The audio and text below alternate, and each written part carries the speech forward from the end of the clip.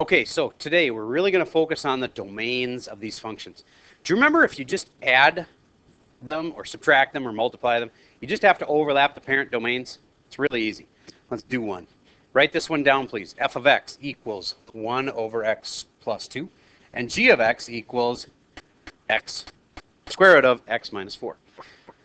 Now, if I were going to find the domain of any of those combos where you add them, subtract them, multiply them, then all I have to do is find the domain of this one, the domain of f, and I'm going to overlap that with the domain of g. So let's figure out, what is the domain of f? Everything works except what? Negative 2. So all real numbers where x cannot equal negative 2. Could you have written that another way? Yes, but this is the easiest way to write it. All right, next one, d of g. To find the domain of this function, I need to think of what are the things that would mess it up. Well, I want x minus 4 to be greater than or equal to 0. That way it won't ever be negative. So add 4 to both sides. X is greater than or equal to 4. And it's all real numbers except x needs to be greater than or equal to 4. Okay, so now if I do f of x plus g of x, then I just take this plus this. It's really easy. That's it. Just write that plus that. Now if you can simplify it, simplify it. If it's minus, you just do the same thing. The only thing is I would put the second one, whatever you're subtracting, in parentheses, except this has already got a grouping symbol. The square root is a grouping symbol. If you're multiplying them, you just take this times this. Done. Okay? If I was multiplying those two together, do you notice that this is going to go on top? So if I multiplied that times that, I would get square root of x minus 4 over x plus 2. You get that? Okay. So now, the next step, find the domains. Anytime you are doing a simple one like this, where you're not having to do f of g of x, if you just an add, subtract, multiply, or divide, you just overlap the parents. Okay, there's that crackly noise coming in again. Okay, we took a break for technical issues there. We're back. Now, if I'm going to figure out this overlapping with this, I like to do them with number lines. So I like to say this one is, let's say we do the domain of f here, can't equal negative 2, so I put an empty spot. And then I overlap it with this other one, which is this one, and I make a number line for that down here. Maybe I'll put it up here. And that's 4, so I put a 4 over here, and it's bigger than or equal to 4. And now you got to ask yourself, where do those two overlap? They overlap right there. So my final answer is x is greater than or equal to 4. So all you have to do is overlap them on this kind. That's the simple kind. Okay, so now what's different about this next kind? Well, if you're doing a domain of a composition, which is like this kind, f of g of x, the domains for those follow a formula. And I actually don't like the way I typed that, so I'm going to delete this back out there. Yeah, didn't need an enter there. Okay, there's the formula. So for right now, first, let's just figure out f of g of x. F of g of x means I start on the inside, and I'm going to put that g of x into the f function. G of x is here. I'm going to put it into the f function. So I have 1 minus square root of, and instead of this x, I'm putting in all of s. So I have square root of 2 minus square root of x. I have a square root inside a square root. Isn't that weird? Okay. So that's f of g of x. Sometimes you'll see it written this way, f of g of x. Do you guys have trouble putting functions in other functions, or is that part easy? Give me a 5 if it's easy, 4 if it's not so easy, 1 if I'm totally lost. Okay, good. Most people are getting how to put functions in functions. If you don't get that, ask me later. I'll help you. But basically, we're putting this one into this one, so g of x went into f of x. And now I got this answer. Now, what's its domain? Here is the magic formula for its domain. What it depends on is the domain of g and the domain of f and some other funky thing that you don't understand, which I'll explain in a second. Write this formula down, please. d of g intersected with g of x in d of f. This is just simply a formula you should memorize, a lot like you would memorize the quadratic formula. I'll try to explain where it comes from, but you just have to memorize it. All right, this is the formula you use if it's f of g of x. Now, if that gets changed to g of f of x, let me write you the other formula. You should have both, because you're either going to do it one way or going to do it the other way. If it's g of f of x, then the formula is everything is backwards. Instead of starting with d of g, we start with d of f. D of f intersected with, instead of g of x, we use what? F of x. N is just n. And instead of d of f, we use d of g. Now, what are the main components of this? You remember how we overlap the parent ones? Here's a parent, here's overlapping. It's still basically the same idea. You're overlapping the parent ones. And this g of x in d of f, the reason we have to do it that way is that this is a function inside another function. And once I stick this g of x into the function, I get a number. That number has to be in the domain of the other one or it won't work. I don't know if you understood that, but if nothing else, memorize the formulas. You need to know how these work from the formulas. All right, so back to, I was doing f of g of x, so I'm going to use that formula. And now I'm going to plug in stuff. Do I know the domain of g? Well, if I don't, I better figure it out. Domain of f, domain of g.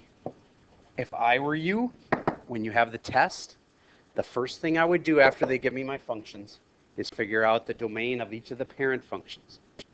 All right, that's why we spent so much time on that at the beginning, so that you'd be able to look at these things and say, oh yeah, I know the domain of that. That's easy. All right, what is the domain of this one? All real numbers except x has to be what? Greater than or equal to 0. Yep. Okay. Got to have things in the square root, have to be positive. And this other one. All real numbers except what? Greater than or equal to 0. Same exact domain as each other. All right. That does not really help us or hurt us that they're the same domain. When we overlap them, when we use this formula, we're going to get something totally different out. All right. Now, to figure out the domain of this combined, this combo here, f of g of x, to figure out the domain of this, I use this formula right here. And this is just saying what I'm, yeah, I already knew that. Now I'm going to drop the numbers in for this. What is d of g? It's right here. So I'm going to write that in, except you don't have to write the all real numbers part. It's sort of assumed, except at the very end when you're writing your final answer. I'll just write the x is greater than or equal to 0. Intersected with. Do I know what g of x is? Yes, I do. Look on the paper. I can see g of x right there. 2 minus square root of x in d of f. D of f is right here. And I don't have to write the all real numbers part for now. X is greater than or equal to 0. Okay. The left-hand side is already done. That's the domain I'm going to overlap with the other domain. The right-hand side still needs to be finished, and it's telling me to put this into this. Well, the only place you can put something into something is you put it in the variable. I'm going to drop it right in there. So I'm going to have 2 minus the square root of x is inside the parentheses is greater than or equal to 0. I dropped this into that. Now, how do I solve this? I have to get the 2 off of there, so I subtract 2 from both sides. Minus 2, draw a line. Negative square root of x greater than or equal to negative 2. Now this next part's important. Do you remember how to get a negative off of something? How do we get that negative there off of the square root of x? Can multiply by -1 or divide by -1. Either one. Okay, I'm going to multiply by -1. And if I multiply by -1 on both sides, do you remember what to do? Switch the sign. It was a greater than or equal to. Now it's a less than or equal to. And now how do I get a square root off of there? You square it. If you square both sides, you do not do the absolute value thing. That's only when you square root both sides. So this comes out x is less than or equal to 4. Now some people get lost in where they were. We were back here. We had the first part done, and then we had to crunch a bunch of numbers over on the other side. So this part I can bring down here, because now it's all done. X is greater than or equal to 0. Needs to be intersected with that. And I'm almost done. Now, this is the part where I recommend number lines to be able to see where they intersect, where they overlap. Here's 0. X is greater than or equal to 0 goes like this. Here's the other one with 4. X is less than or equal to 4 goes like this. Final answer, where they overlap, which is between 0 and 4, and it's inclusive. So I could say 0 to 4 with brackets.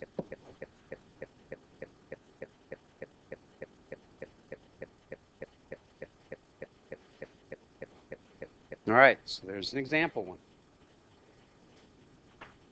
You got to follow the formula. Stick everything into the formula that you know. The right-hand side is the tricky part. See how I had to do all this number crunching here to get the right-hand side done? And then the overlapping is the easy part at the end. All right. Quick mental quiz. Turn your paper to a blank paper. Now, try to write for me the formula you'd use for f of g of x without looking at your notes. I'll give you a hint. Start on the inside.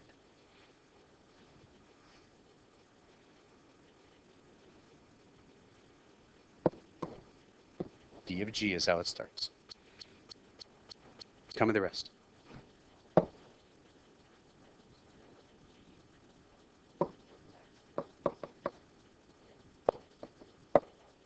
Got it. Raise your hand if you had it right. Okay, 1/2 of you, 3/4. Okay, if you didn't have it memorized, memorize it. And if it was backwards, if it was g of f of x, you'd start in the inside, which is the f, d of f, and everything would switch. Instead of g of x, it's f of x.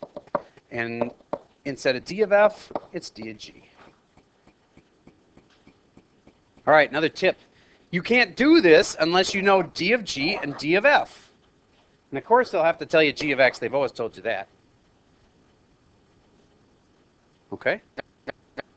All right, so we need to know the two domains. So whenever you start a problem, the teacher gives you a new problem like this. If they aren't given to you, like this is given to me, then you have to figure out what they are. Wouldn't you say that normally this would have no limits on it? Yeah. Normally this would have no limits on it because it doesn't have any square roots and it doesn't have any denominator. But we can make what are called artificial domains, and we do a lot of times just to make these problems work better. We can make up a domain and say we only want you to use or x is greater than or equal to 4, for instance. So if that domain is not given to you, you have to figure out what the domain is. Once you have both domains, these problems become easy. And if I asked you to find f of g of x and its domain, let's just do the f of g of x part. In your head, plug the one into the other. I like seeing it like this. G of x into the other function in your head, and then write down the answer. Right now. Tell me what f of g of x is.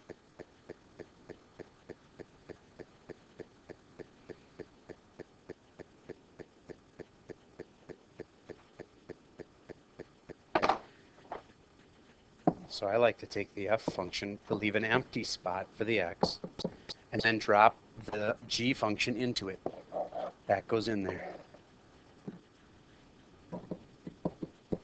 Final answer, negative 10x plus 2 plus 6. Actually add them, negative 10x plus 8. There is my FOG of x. This kind is the harder kind to do the domain for. Write out the formula for it on your paper and try to get it yourself. The big long formula I just taught you. Write that out and then stick the numbers in underneath it. See if you can get just yourself. Yourself.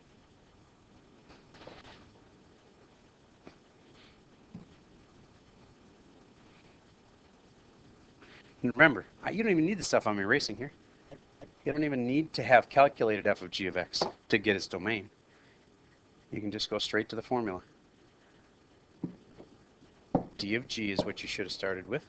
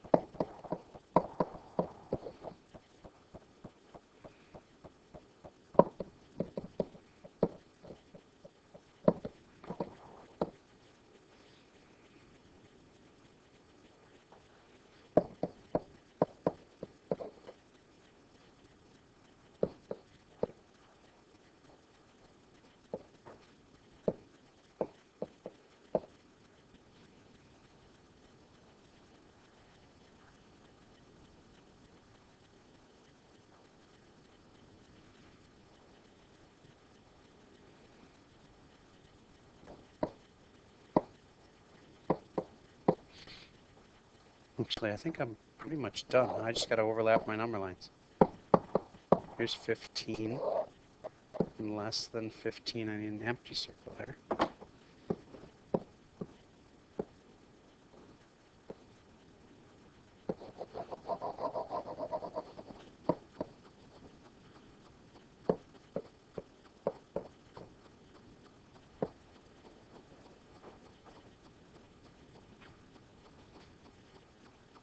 Notice I switched the sign. Did you switch the sign?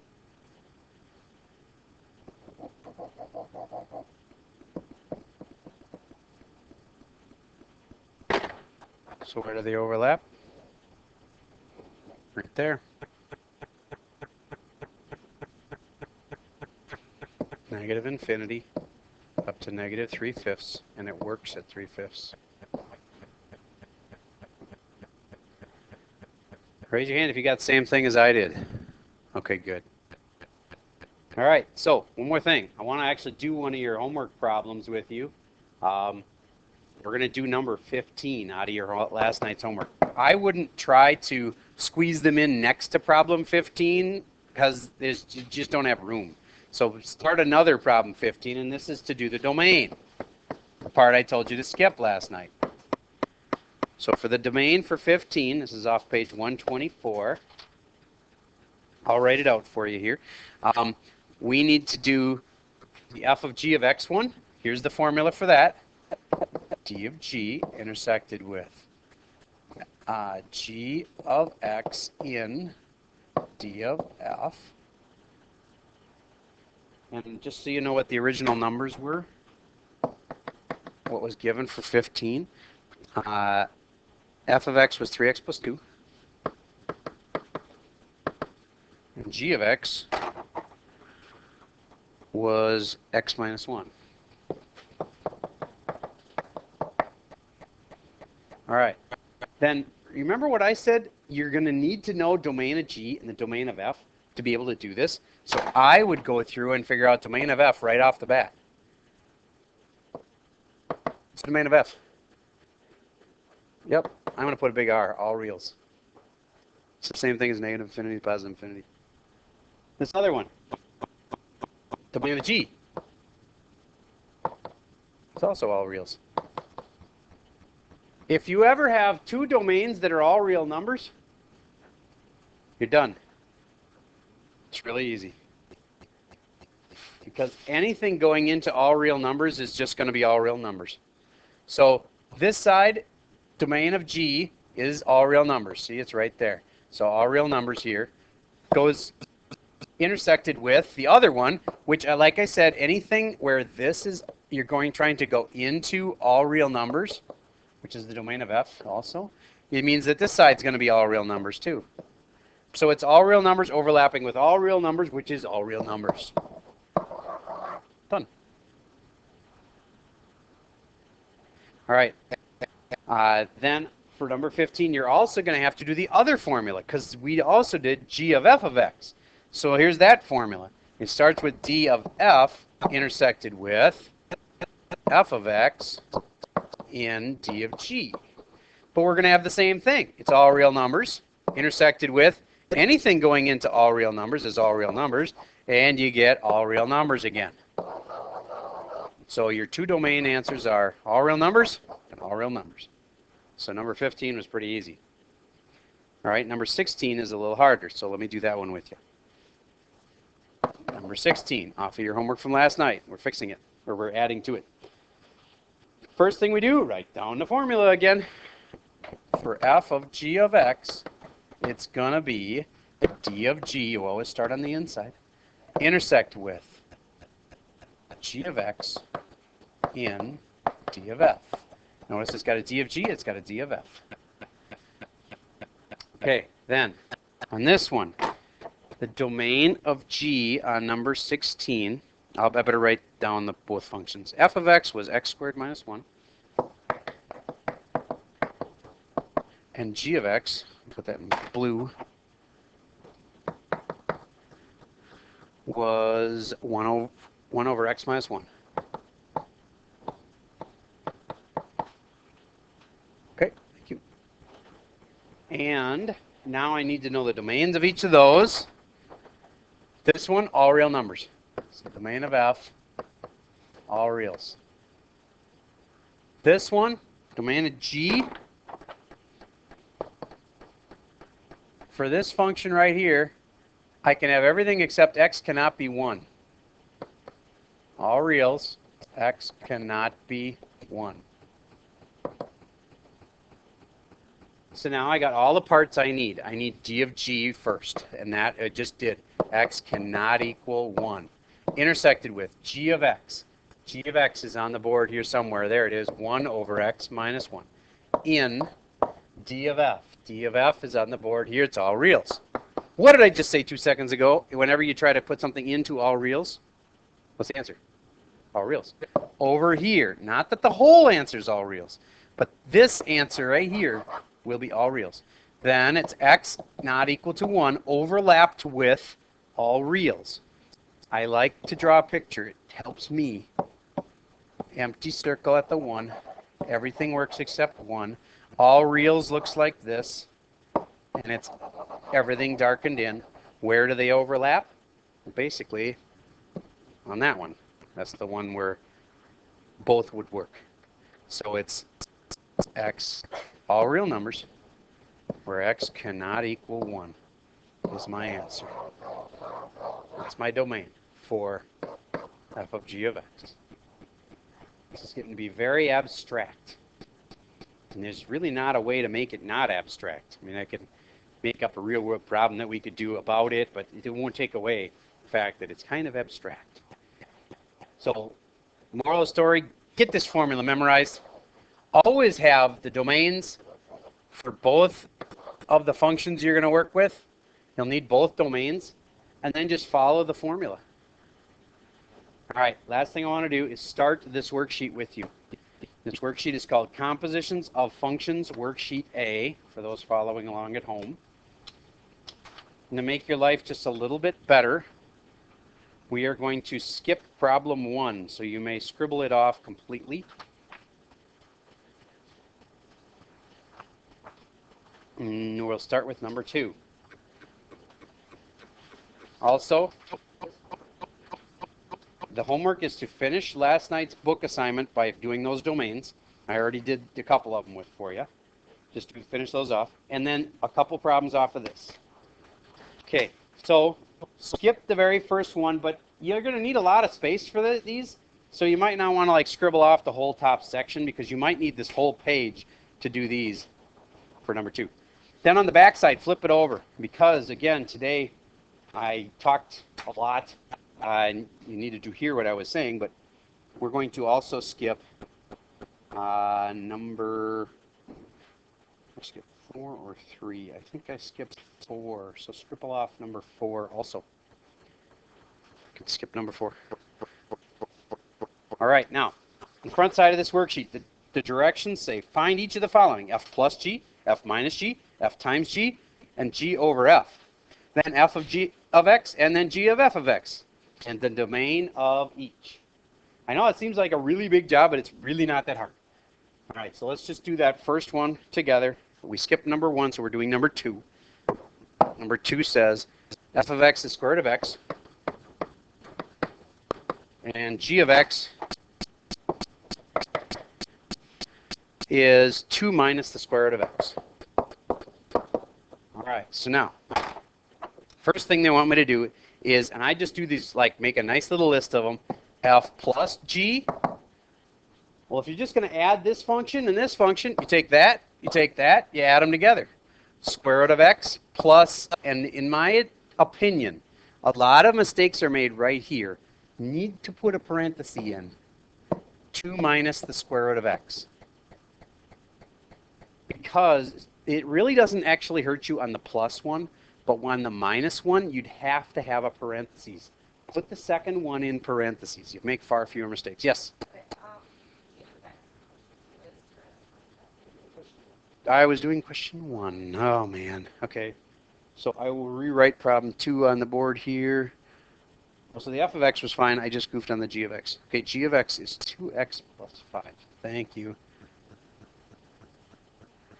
2x plus 5. Brat. Okay, sorry about that.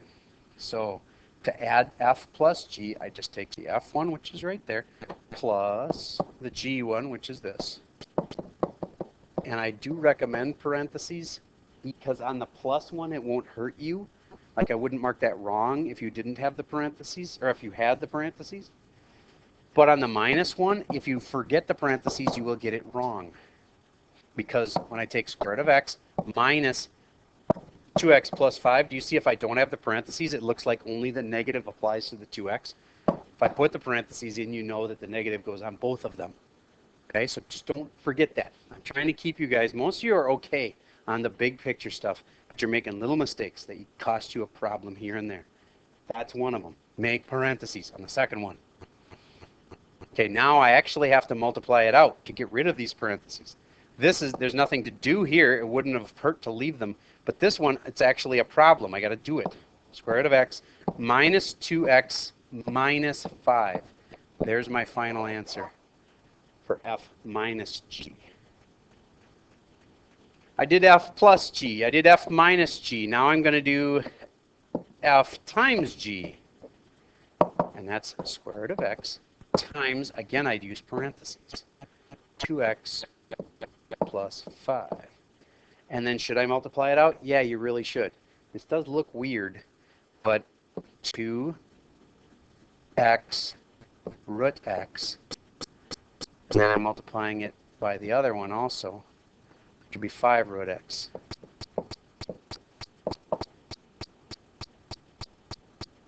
Okay, that's f times g. And the last one is f divided by g. Or is it g divided by f? Thank you. G divided by f. I like to put those in a fraction. So g is on top, which is 2x plus 5. Divided by f, which is square root of x. Okay, there we go. Yes?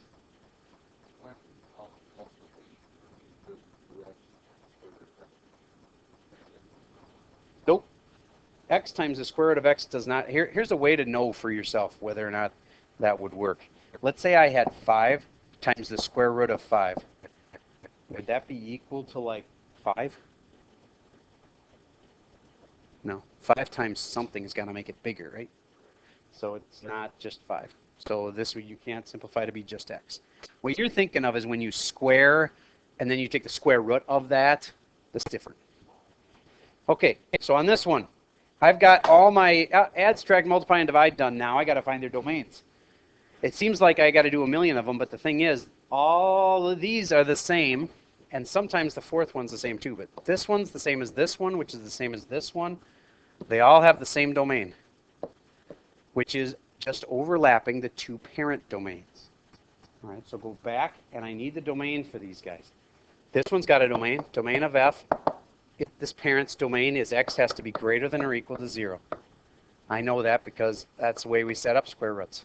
It's greater than or equal to 0. This one's domain, domain of g, is going to be all reals because it doesn't have a square root in it and it doesn't have a fraction in it, so it's all reals. Oh, it gives you a domain? Okay, what does it give you for a domain? Thank you, that's important. Domain of g is given. X is greater than or equal to 4, is that right? Thank you. That's huge. If they give you a domain like that, then you use that domain, and it's nice because you don't have to figure it out. They told you the domain.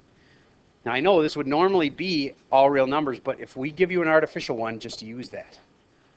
Okay, so now, this is the part where I just take the two parents and overlap them. I like to draw a picture. You don't have to, but I like to. Here's 0, bigger than or equal to 0. And I draw another one right underneath it. And here's 4, and it's greater than or equal to 4. Where do those overlap? Or x is greater than or equal to 4. Or you could say 4 to infinity. Or it works at 4. Either of those two answers is good. Okay, now, this is one of those little tricky things, and I've warned you about it several times. I'll warn you again. Whenever you're dividing, that one might have a different answer. It uses the same domain as the other two, except there's one extra thing you have to watch out for. That, the f part, the f function can't ever be 0. So I look back at the f function and I say to myself, would this ever be able to be 0? Yeah. What would make it 0? If x was 0, it would be a problem. So that's an extra restriction on my domain. So I take this domain, that would have been the right answer for this, and I just double check and make sure that 4 isn't in that domain. Sorry, not 4, 0. The thing that would make the bottom 0, which was in this case 0. I can't let it be 0. But see what? It's already has to be bigger than 4. So I don't have to change this domain. Because the only extra restriction is that x cannot be 0. And I didn't have that in my domain in the first place. So in this case, all 4 of these things have the same domain. 4 to infinity. Then you just change it. Like, let's say this, our answer had been from 0.5 to infinity was our old, what was okay. And then we figured out that it can't be 0. Wait a minute, it still would have been all right. How about if it had been like -2 to infinity would have been our old domain. Then we figure out that x can't be 0. Then we have to change our domain and say, well, it used to be like this, but now x can't be 0. So we have to carve out an empty spot at x equals 0 and say our new domain then is between -2 and 0, and then 0 to infinity. See what I mean? So you throw in that extra restriction only if you're dividing. I just made up a domain here. The right answer already was 4 to infinity. So when we throw in the extra restriction that x cannot be 0, it doesn't change my domain. It couldn't be 0 in the first place.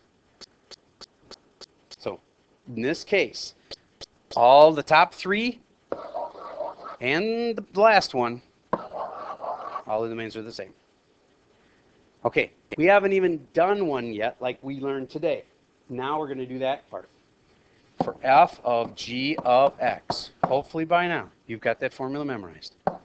D of, start on the inside, g, intersected with, what comes next? I hear crickets chirping. G of x in, what? Okay, apparently you haven't got it memorized. Memorize it. You need that one. Now, I'm going to take all the pieces, parts that I have up here, each of their original functions and their domains. And I'm going to now put them into my formula. So it's d of g. Find it. There it is. X is greater than or equal to 4.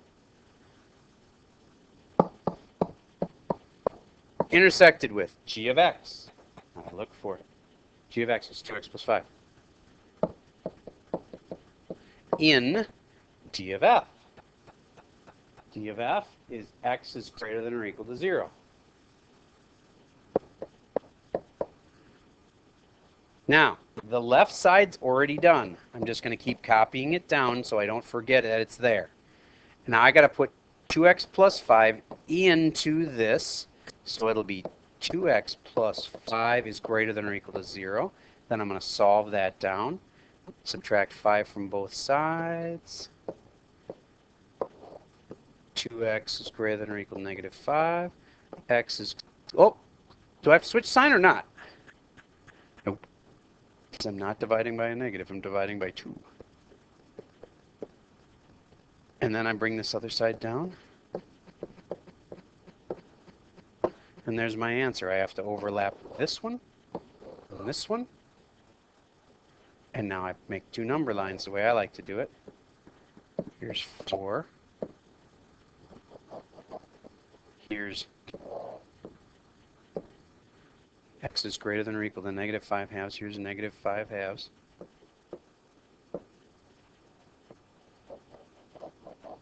I see where those 2 overlap.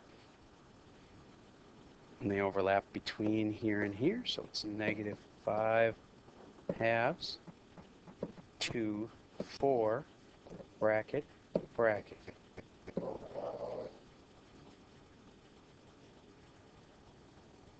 Okay, is your intent?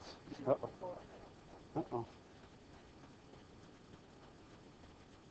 Yep, I just plain screwed that up at the end. Dang it! All right, sorry. Where they overlap, it's right here. I'm glad you're willing to say something. You guys are really quiet, except if you see me make a mistake, you usually tell me, which is good. I'm glad you tell me. I'm glad you don't just let those go, because if I had stopped the recording right there, it would have been really confusing for people at home. Sorry about that. This is where they overlap.